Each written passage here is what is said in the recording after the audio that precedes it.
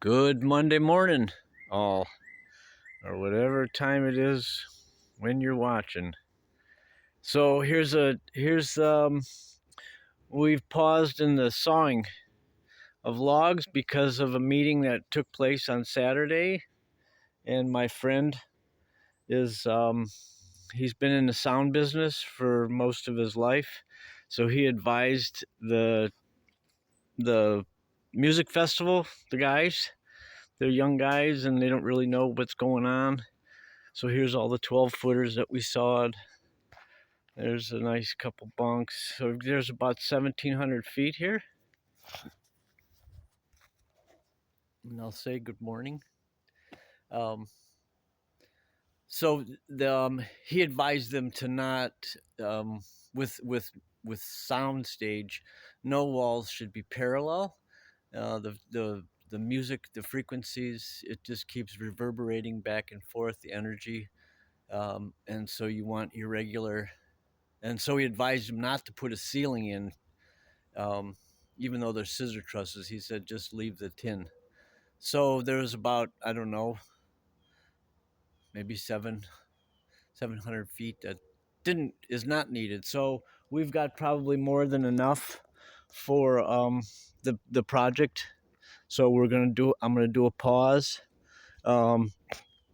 This weekend we got the slim moved, and thanks to Leroy, there's nothing Leroy can't do. So I made this Reese hitch type thing. I may have showed that already, but it worked flawlessly. It's a weird dynamic with the whole articulating. You do a turn and the whole front end goes one way or the other, and it's strange making corners. But we got to the point where it was easier to drop it and reposition Leroy. And this is its new home. It looks much better here. It fits better. It'll be a project for next year. It's just a cute little inside vintage. We're gonna redo it, put a bunch of knotty pine.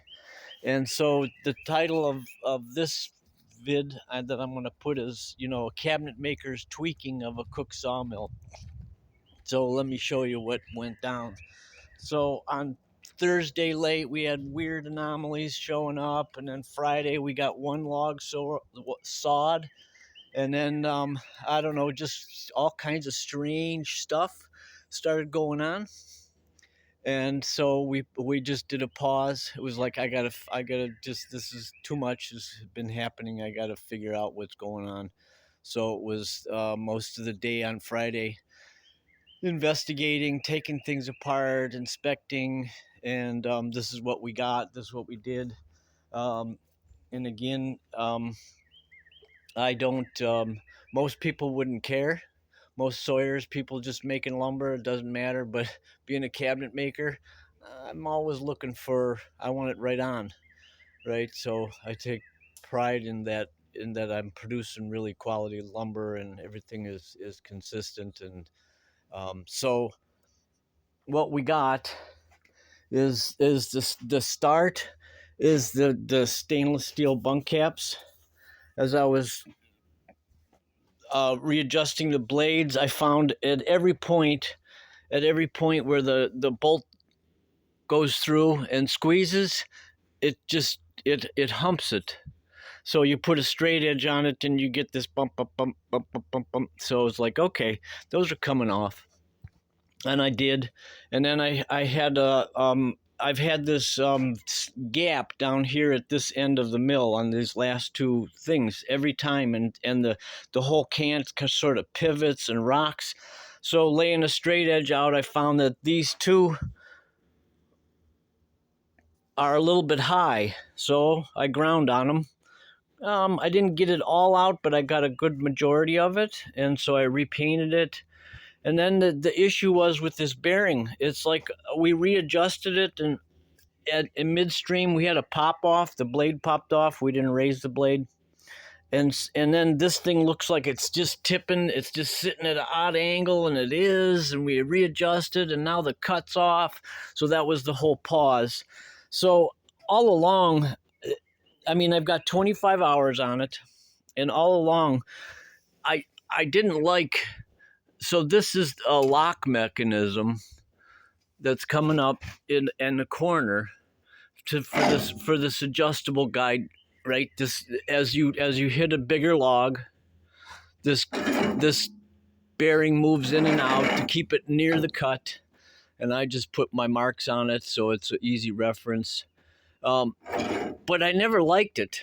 I never liked it. I don't know. It was the action up in here, right? So it's got a reference here, and on the back side, back in there, in order to always bring this bearing back to the same point, no matter what its movement is, because everything is spaced off the deck. Lots of tweaking. So eventually, I got to the point where I took the whole mounting plate, pulled this whole thing out. I looked at it. I thought maybe there's a problem in the tube. There's a burr. Well, the problem was when I checked this right here, this little bolt, this little nut that they weld on and tap, it was not a 45. It was more like, it was off about 4 degrees, and it was pushing like this. So I wasn't getting a good corner, right into that corner push. And so after studying it, it's like, okay, how do I correct it? This thing, I can't put another one in because it's right in the midpoint of this guide tube. So I decided, cut it out, readjust it, weld it, and run a tap in. My buddy had a tap that I borrowed over the weekend, so I got everything restored. I got my bearings retweaked, and I like it. I like the whole action. It feels better. And again, I don't blame anybody for this is life happening. I will give some feedback to cooks, but just for their information.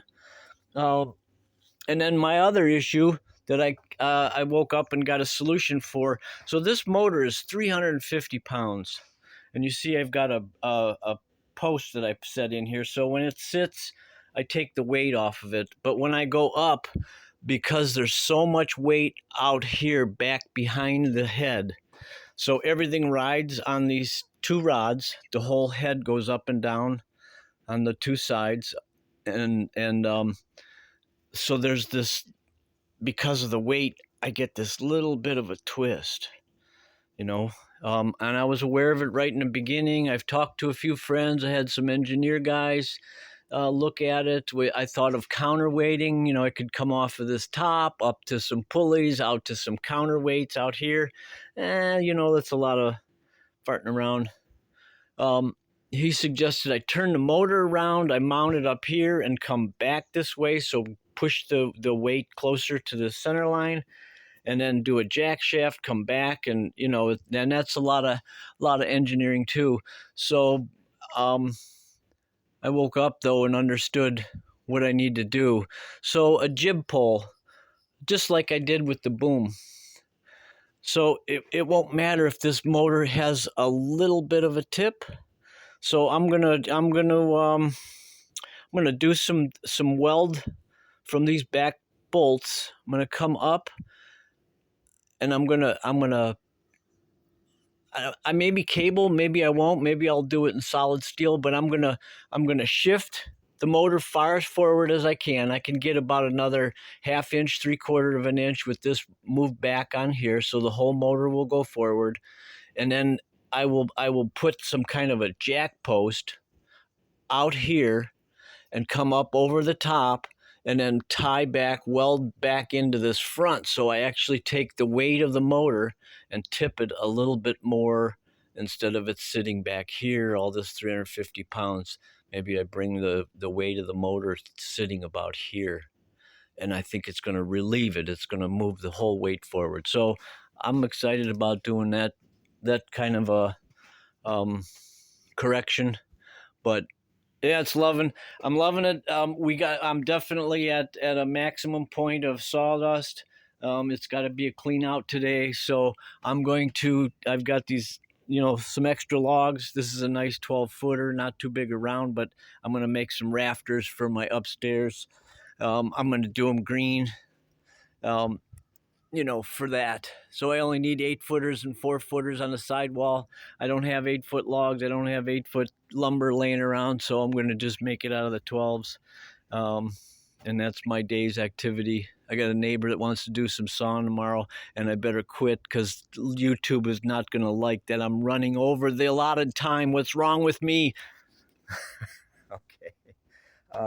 See you again. Oh, next video, it was going to be a sit down. I wanted to do it this weekend. I got some information that needs to be shared. Everybody needs to become aware of it, and you do what you want with it, but I have to speak it because it's stuff that I've found out, and it's potentially life changing kind of information.